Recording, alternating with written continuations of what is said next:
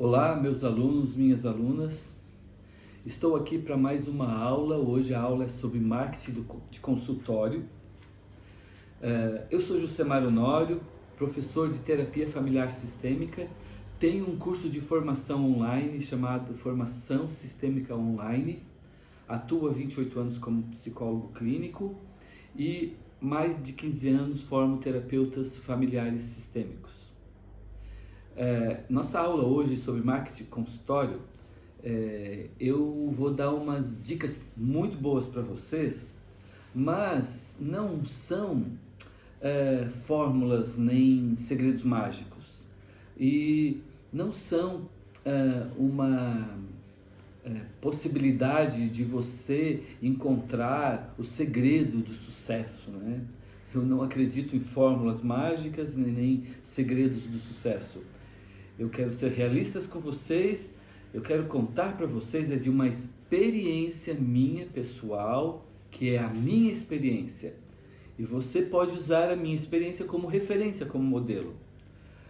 O filósofo Merleau-Ponty, no livro Fenomenologia da Percepção, ele diz que o outro é a possibilidade de eu ser quem eu sou.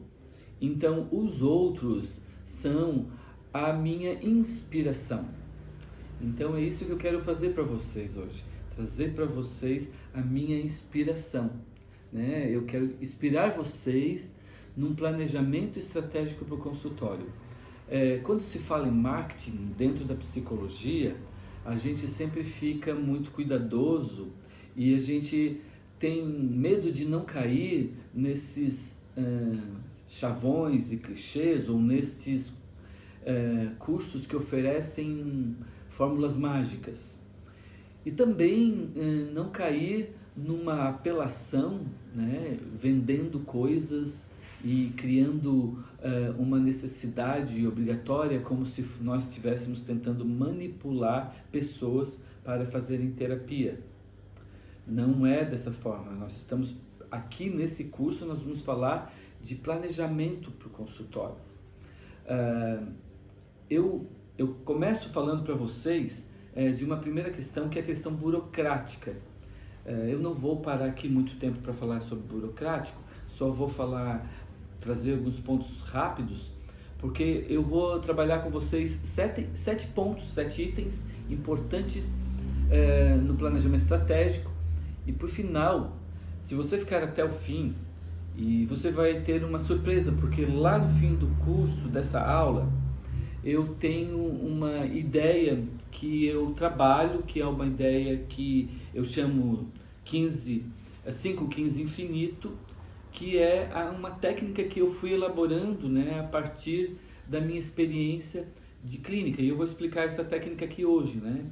Então, preste bem atenção e pegue uma caneta, anote, porque você vai encontrar bastante ideias importantes, né, que vão ajudar você nesse início da sua carreira. Então, falando o primeiro ponto, né, que é a burocracia. Quando nós abrimos um consultório de psicologia, nós vamos ter que observar o local que nós vamos escolher para atender. Eu aconselho ao psicólogo que está iniciando que ele alugue horas num consultório já existente, porque ele já vai estar dentro de um network quando ele entrar nesse consultório. Os custos vão ser bem reduzidos porque vai ser dividido com vários profissionais. Geralmente ele não vai se incomodar com limpeza, com manutenção, com burocracias, né? Então seria ideal alugar horas, até porque se você montar um consultório, alugar uma casa, uma sala, né, num prédio, você vai ter que fazer alvará, se for no caso de uma casa onde tu vai construir teu consultório, vai ter que pagar alvará sanitário, né, alvará de bombeiros, então alvará de funcionamento. Essas burocracias você já evita se você vai para um aluguel de horários numa sala. Inclusive, porque no início você não vai ter um volume muito grande de clientes, então você não precisa de todos os horários da semana, você precisa abrir agenda para poucos horários. Então é melhor alugar uma sala já num consultório existente.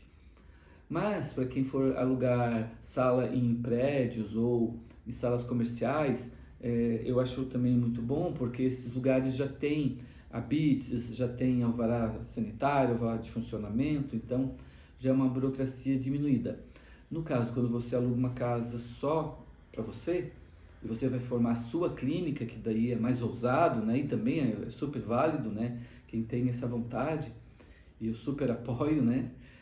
Eu fiz isso. Então é preciso encarar as burocracias todas, e nós temos daí o ISS, né, o seu INSS. Você precisa também se organizar, contratar um contador. Esse contador vai retirar para você, se você quiser, o seu FGTS, o seu ISS, o seu ISS. Inclusive você pode até se planejar para ter um 13º salário. Eu faço isso, eu guardo mês a mês meu 13º salário. Inclusive, eu num outro vídeo quero falar para vocês sobre organização e disciplina, que é uma coisa que eu aprendi ao longo da minha jornada, né? E estudei isso, e fiz terapia sobre isso, e fui para cursos e tal, para aprender a organizar meu tempo, organizar minha vida, organizar minhas finanças. E eu vou outro dia contar para vocês quais foram as caminhadas que fiz, e o que eu acertei, o que errei, né? E onde eu estou hoje. Eu posso falar de organização e disciplina porque eu alcancei esse lugar também. Então acho que hoje em dia as pessoas também precisam trabalhar muito essas questões, né, de procrastinação, de disciplina, de desorganização, né? Eu vou ajudar isso. Então na burocracia é preciso essas questões. Eu estou falando aqui de uma forma bem genérica. De repente você vai buscar isso com um contador, né, e tal. Bom, a segunda questão é a área de atuação que você vai decidir, né? Então, eu acho que todo iniciante, todo terapeuta, novo terapeuta, ele deve não negar os atendimentos. Ele pode atender gente de várias possibilidades de dificuldades que a pessoa está enfrentando. Então, eu penso o seguinte: se o terapeuta começa trabalhando dizendo que só vai atender criança, ele está escolhendo um nicho. Então, ninguém adulto, ninguém adolescente vai procurá-lo, porque ele está nichando na criança. Eu acho que é um erro inicialmente você nichar só numa área específica. Acho que você pode ter, não, eu atendo adolescente, eu atendo idoso, eu atendo casal, atendo família, como é na minha abordagem, né, na sistêmica. Porque eu acho que no começo você tem que abrir mais o leque para fazer uma clientela, para fazer uma rede de atendimento. Depois, mas tem um detalhe aqui no nicho. Quando você vai fazer publicações no Instagram, no Facebook, quando você trabalha com publicidade, é importante você construir um conteúdo mais nichado, porque esse conteúdo atrai clientes e ao mesmo tempo você pode ser encaminhado, né, por esses clientes que vêm a partir desse nicho. Eles podem trazer outras pessoas da sua rede de contatos. Então, nichar é importante mais para a produção de conteúdos, mas na hora de receber no consultório, de atender, você pode atender pessoas de várias faixas etárias, de várias queixas, de várias dificuldades, né? Agora, a questão da escolha do local, que era o terceiro item, que eu já falei aqui, né? Então, só que eu vou falar mais um detalhezinho dessa escolha desse local, né? Esse local, ele precisa, essa sala de espera, esse consultório, ele precisa de neutralidade. Então, pessoas que são acostumadas a enfeitar demais um lugar, né? Ou até colocar símbolos religiosos, né? Eu identifico que o terapeuta, e percebo, né, que o terapeuta que costuma apresentar uma ideia religiosa, ideológica, ele pode estar atrapalhando o seu trabalho, porque ele vai confundir as pessoas, e nós somos uma profissão que buscamos a neutralidade, né? Buscamos uma ética científica. Então evite coisas do tipo incenso, queimar incenso no consultório, evite cheiros excessivos, né? Eu acho que eu uso aqui esses óleos essenciais, mas eu sempre uso óleos bem fraquinhos, assim, para deixar o ambiente perfumado, mas um perfume que não seja forte demais, né? Intenso demais. As suas roupas, né? Os seus objetos, a cor da parede, coloque mais neutralidade no ambiente. Escolha então, para deixar o ambiente mais claro, acho que mais colorido, mais vivo, quadros, né?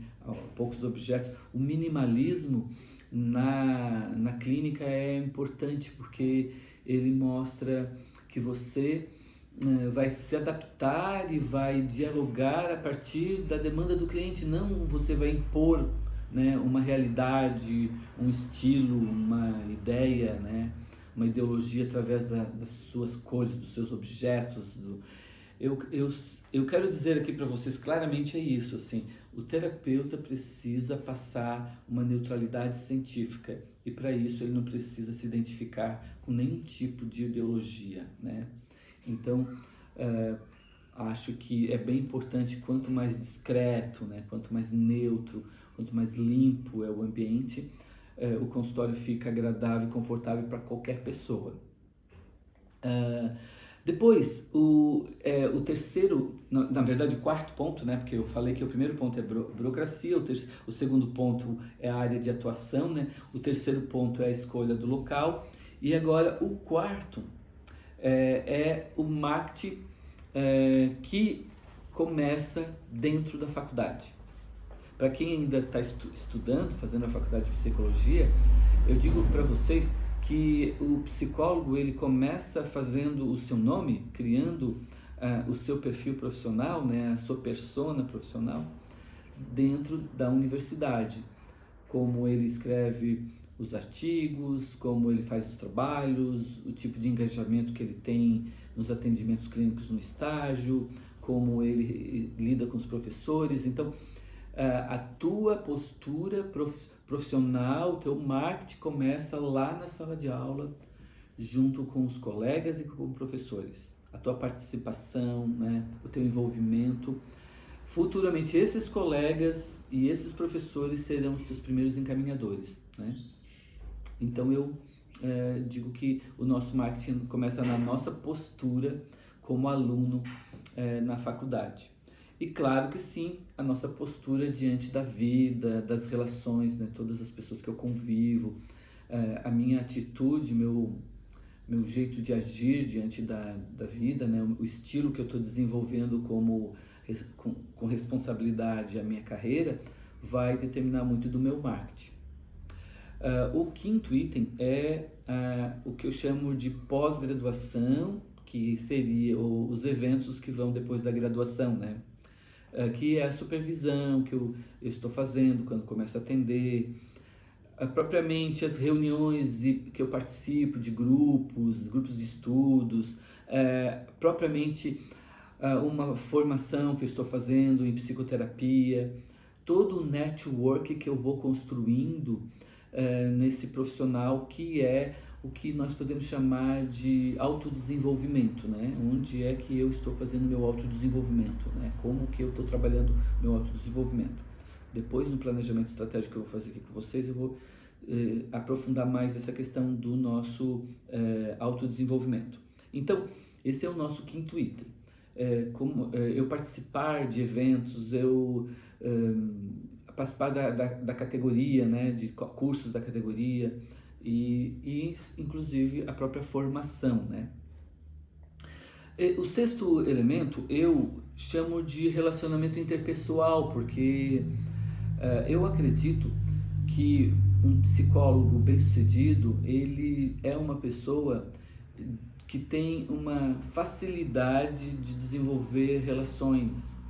Ele já desenvolveu ao longo da sua vida bons relacionamentos. Ele construiu amizades fortes, ele consegue fazer vínculo facilmente com as pessoas, ele sabe ser um bom amigo, né? Então, esse trabalhar a tua capacidade de se relacionar interpessoalmente fora da vida profissional, né, fora do consultório, também ajuda muito, porque tu tá fazendo uma rede, né, de contato. Então, eu acho que o que tu és na vida muito reflete na tua carreira, né? E vice-versa, o que tu é na carreira vai refletir na tua vida.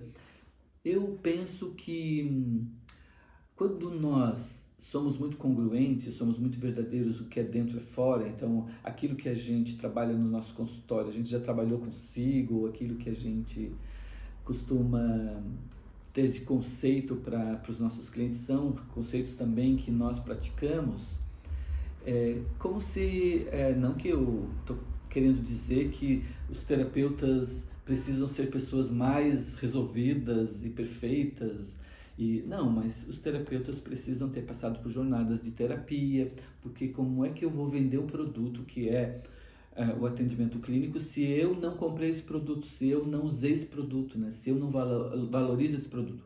Eu costumo dizer assim, eu pago bem para um psicólogo clínico, eu vou fazer terapia, eu vou pagar bem para um bom psicólogo, porque eu quero cobrar bem, né? Então, acho que todo terapeuta deve passar por sua análise, por sua vivência com psicoterapia, principalmente na sua própria abordagem, para que ele possa também saber o que é estar do outro lado da abordagem, né? Não mais como terapeuta, mas como cliente, e aí tu tem uma visão muito mais global no teu atendimento.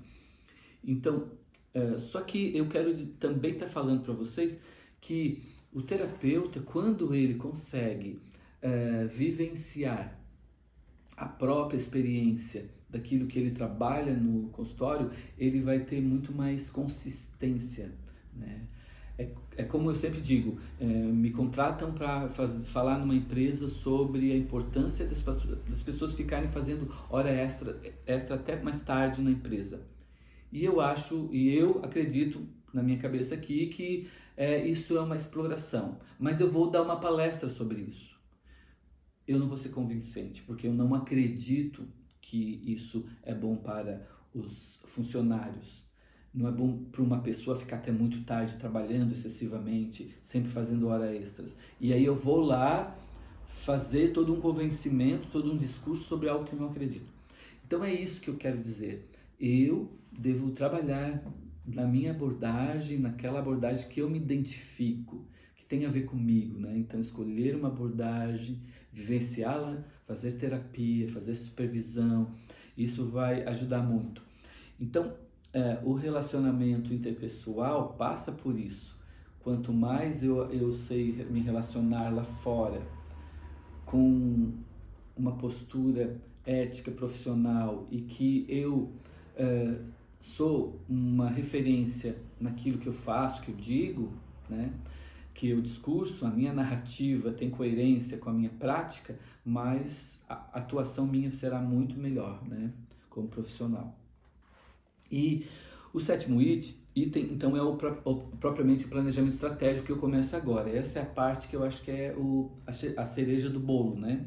Então, no planejamento estratégico, eu faria as seguintes coisas. Mas antes só de falar, antes do planejamento estratégico, eu penso o seguinte, quando você está começando a atender num determinado lugar, né, e você já fez esse trabalho todo de planejamento, e você está buscando clientes, fazendo os seus contatos, eu indicaria você fazer a seguinte coisa, faça o seu cartãozinho, você está com o cartão na mão, né, você tem ali agora o seu telefone, o seu local e tal, então você vai na sala dos professores da onde você estudou, e vai lá levar os cartões para os seus professores.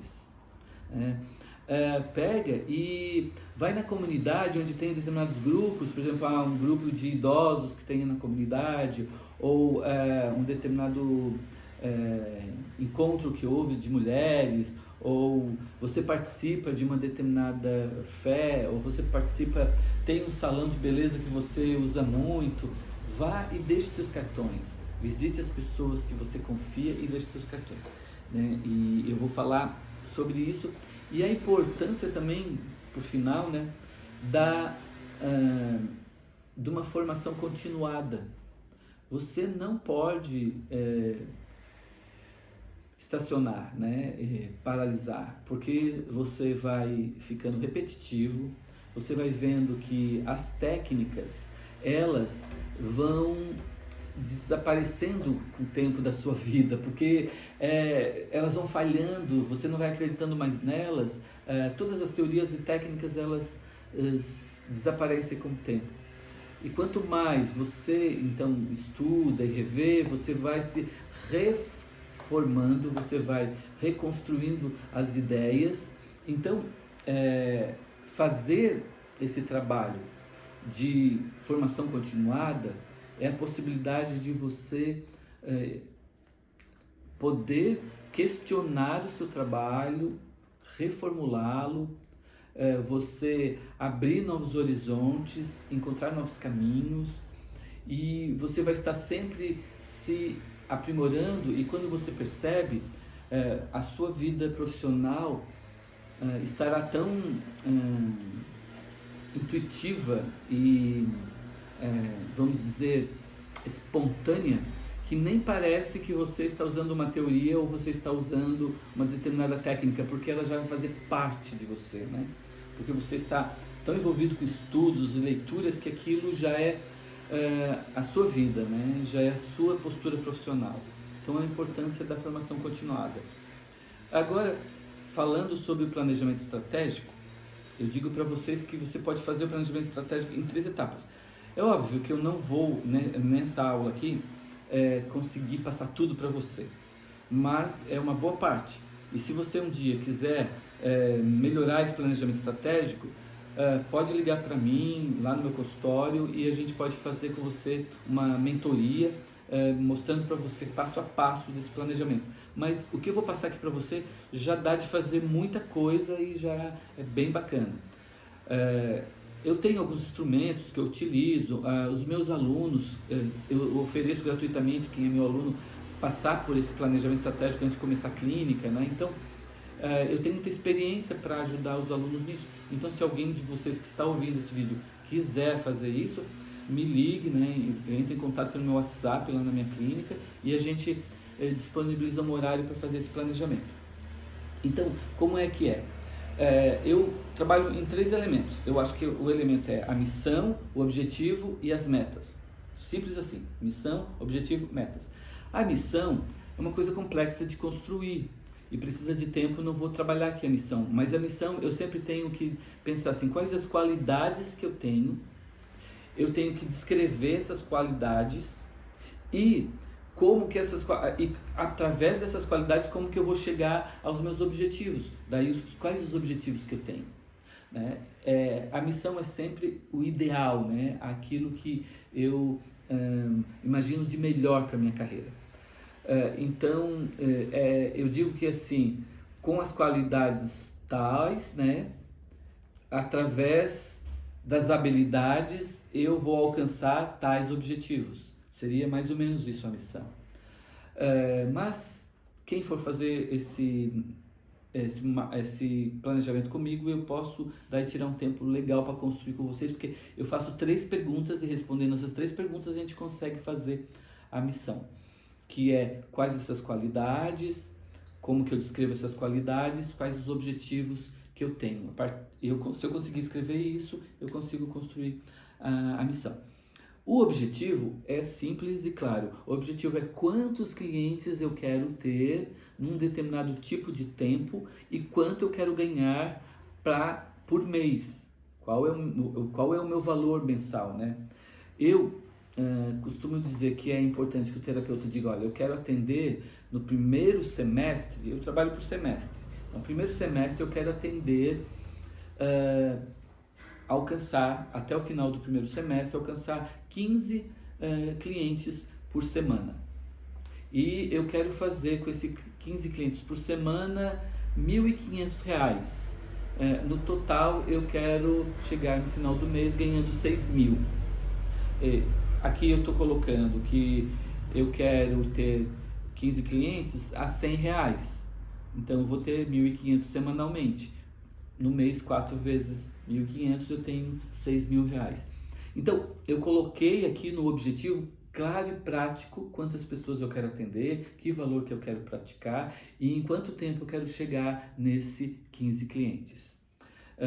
E aí, desculpa, a meta, ela é construída a partir das missões, né, ou da missão que eu coloquei nessa roda que eu explico para vocês agora como fazer. E aí eu faço as metas a partir dessa roda. Eu tenho uma roda que eu chamo roda do marketing de consultório em psicologia. É uma roda dividida em 8 fatias. Eu faço uma roda, um círculo, divido em 8 fatias. Então eu vou dizer cada item que tem nessa roda. O primeiro item é local do consultório. O segundo item é os cursos e eventos que eu participo, meu autodesenvolvimento é o segundo item. O terceiro item é as mídias diversas que eu utilizo. Facebook, Instagram, Google Ads, né, e YouTube e tal. Quarto item é os convênios que eu vou fazer. Esses convênios de quem tem cartão de, às vezes, de associado ou de clube de desconto ou convênio mesmo de empresas como Unimed e tal, né? Saúde Conceição que tem aqui na minha cidade e tal. Então, os convênios, que é o quarto item. O quinto item, então, é a burocracia, né? Depois, o sexto item são os indicadores, que são os networks que eu tenho. O sétimo item são os encaminhadores e o oitavo item são as palestras e cursos que eu vou dar. Então, esses são os 8 elementos que tem dentro dessa roda. Como é que eu planejo isso? Eu vou escrever 4 itens de forma afirmativa de como eu idealizo cada área dessa. Então, por exemplo, assim, local do consultório. Aluguei aluguei horas no consultório tal. Eu vou falar como se já fosse. Vou escrever de forma firme. Meu consultório tem um frigobar, é uma sala bem decorada, um ambiente clean, bonito. Eu vou escrevendo coisas que eu quero ter nesse consultório. Meu consultório tem um ótimo isolamento acústico. Então, eu descrevo tudo que eu quero do meu consultório. Depois eu vou para os cursos e eventos, né, de autodesenvolvimento. Então, participo de um grupo de estudo em terapia familiar sistêmico. Estou fazendo formação de terapia online com o professor Josemar Honório. Estou lendo 2 livros por mês na minha área. Fiz uma viagem de curso num evento em São Paulo, no Rio de Janeiro. Você vai falar o ideal que você quer para aquela área, né? Por exemplo, burocracia. Pago meu INSS, fiz o meu registro da minha empresa, estou conseguindo guardar o meu 13º salário, tenho uma renda de 7.000, 6.000 por mês. Então, tu vai fazer na burocracia aquilo que é ideal. Daí, eu só quero falar mais de uma coisinha que é bem importante, que são os indicadores e os encaminhadores. Os indicadores são as pessoas que eu considero que são minha rede de contato, que são o meu network, que são meus amigos, meus conhecidos, meus professores, lugares onde eu já trabalhei, salão de beleza que eu frequento, barbearia que eu frequento. Todos esses lugares são os nossos indicadores. É onde eu vou deixar meu cartão, é onde eu vou falar com as pessoas, é onde eu vou conversar. Eu vou fazer uma rede de contatos para que eles possam fazer indicação do meu nome. É diferente de encaminhadores, porque os encaminhadores, que é o 7º item, eles são os nossos parceiros, que são, por exemplo, um psiquiatra, uma pessoa que é administrador de recursos humanos de uma grande empresa, um assistente social de um determinado local. Esses encaminhadores são pessoas que, aí que está, vamos chamar assim, o pulo do gato. Essa é a técnica que eu quero ensinar para vocês aqui, que eu aprendi. Eu aprendi que eu preciso somente de 5 encaminhadores que me encaminhem 3 pessoas. Se em 6 meses, se eu tiver 5 encaminhadores que me encaminhem 3 pessoas, em 6 meses eu tenho 15 pacientes, 15 clientes. Então, dessa forma, o que eu estou fazendo? Eu estou fazendo uma rede de atendimento através de encaminhadores. Quando eu alcanço esses 15 clientes, 15 pacientes, eu tenho agora a minha rede de atendimento, eu tenho minha rede de encaminhadores, porque esses clientes que estão comigo, que chegou a 15 clientes, e eu já vou ter uma retroalimentação. Eu, nesses 28 anos de clínica, eu consigo perceber que quando a gente começa a ter os nossos 15 clientes, a gente já tem uma rede que se autoalimenta, ela se mantém, porque quando sai um, entra o outro, porque o pessoal do grupo já vai encaminhando, às vezes encaminha o marido, a esposa, o amigo, o filho, a vizinha, então as pessoas já vão fazendo essas indicações pra gente. E a gente precisa então desses 5 encaminhadores para começar rapidamente a alcançar essa clientela. Essa é uma dica muito importante, saber que isso para mim é o 5-15 infinito, porque se eu tenho 5 encaminhadores, eu consigo 15 pacientes e eu vou para o infinito, porque daí eu já tenho a minha rede que funciona automaticamente. E por final, o 8º item, que é palestras, né? Então e cursos, que é eu dar palestras. Eu quero dar palestra em tal empresa, em tal escola, eu quero fazer um grupo, eu vou trabalhando, dando aulas e cursos e palestras, às vezes gratuitamente, outras vezes cobradas, mas como forma muito mais de marketing, né? De networking. Então, quando você consegue descrever essa melhor versão, esse ideal para cada área dessa, agora você consegue fazer a meta para alcançar esse ideal que você colocou nessa roda, né? Essa roda do marketing, do planejamento estratégico, você faz dessa forma. Então, você vai colocar a sua melhor versão, né, dentro de cada área, e depois você vai fazer um plano de metas para chegar naquela ideia, naquilo que você propôs de melhor versão sua. Então, como é que faz essas metas? Por exemplo, quando eu falei que o meu local de consultório era ótimo, perfeito, que eu estava numa sala bem planejada e tal, eu vou colocar assim: ir visitar o Jusemar, que aluga salas, no dia tal, e propor para ele alugar um período na semana, para fazer 5 atendimentos semanais. Aqui está a meta já, agora eu sei o que fazer. Tal dia eu vou lá visitar o Jusemar, vou fazer orçamento com ele, vou conversar e vou alugar aquelas 5 horas lá com ele naquela semana. Então, dessa forma, eu vou fazendo cada item desse que eu escrevi de melhor versão, eu vou escrevendo a meta para alcançar aquele lugar. Então, as metas são os caminhos que eu vou trilhar para chegar nessa melhor versão. É dessa forma que nós trabalhamos, é desse jeito que a gente alcança um bom planejamento. Espero que esse vídeo tenha ajudado vocês. Estou aqui para ajudar vocês também. Se precisarem, podem fazer perguntas aqui. E eu peço para vocês assinarem o meu canal, clicar no sininho. Eu agradeço vocês, me ajudem a aumentar os views nesse canal, porque daí eu posso produzir mais vídeos interessantes e vocês poderem se beneficiar com as aulas que eu passo para vocês da minha experiência como psicólogo clínico, que já é de 28 anos. Muito obrigado, valeu, a gente se encontra logo logo. Um abraço.